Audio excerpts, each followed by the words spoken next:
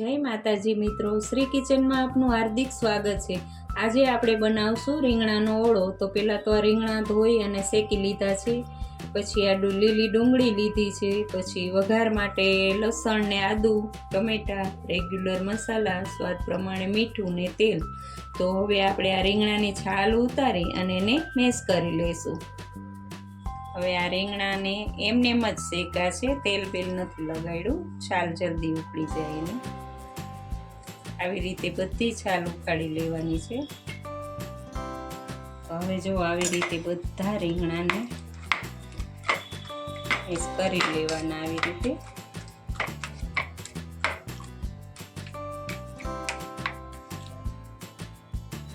તો 3 પાવરા આપણે તેલ લીધું છે। હવે એમાં અડધી ચમચી જીરું નાખી, પછી આદુ લસણની પેસ્ટ છે એ આપણે પહેલાં નથી નાખવાની, લસણ દાજી જાય એટલે પહેલાં તો ડુંગળીનો વઘાર કરવાનો।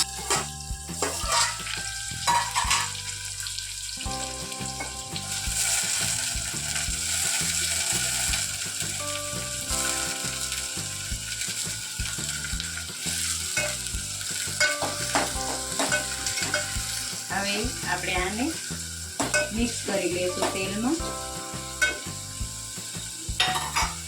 હવે આ પેસ્ટ બનાવેલી છે આદુ લસણની, એ નાખી દેવાની। પહેલા નાખશો તો દાજી જાય લસણ, એટલે પછી નાખવાની।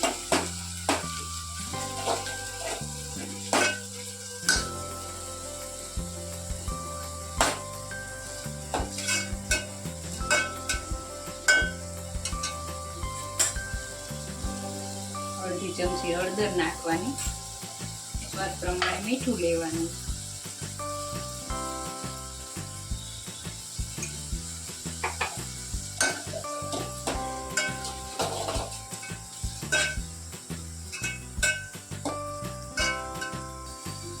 હવે આ જો આપણે મિક્સ કરી લીધું છે બધું, હવે એમાં ટમેટા નાખી દઈશું।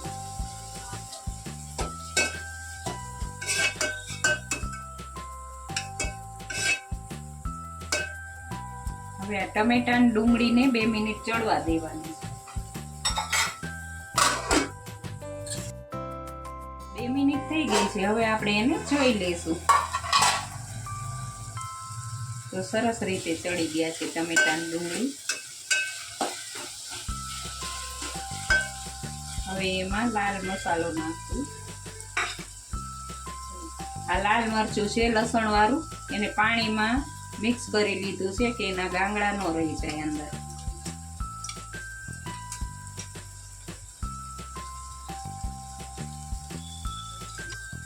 હવે આને મિક્સ કરી લેશું આપણે। જો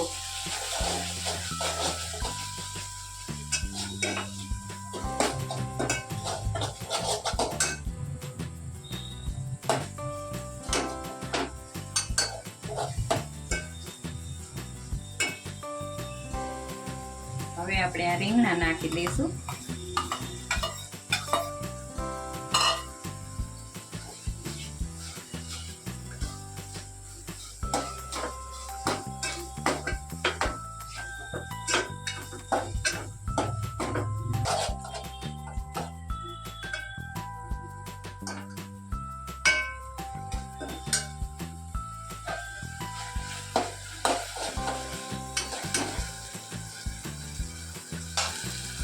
અડધી ચમચી ધાણા જીરું નાખવાના।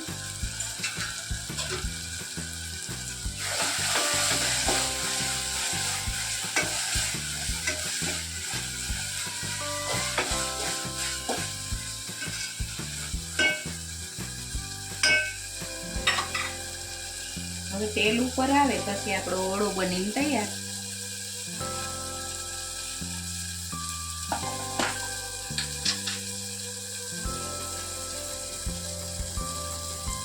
હવે ગેસ બંધ કરી દઈશું, ઉપરથી કોથમીર લેવાની।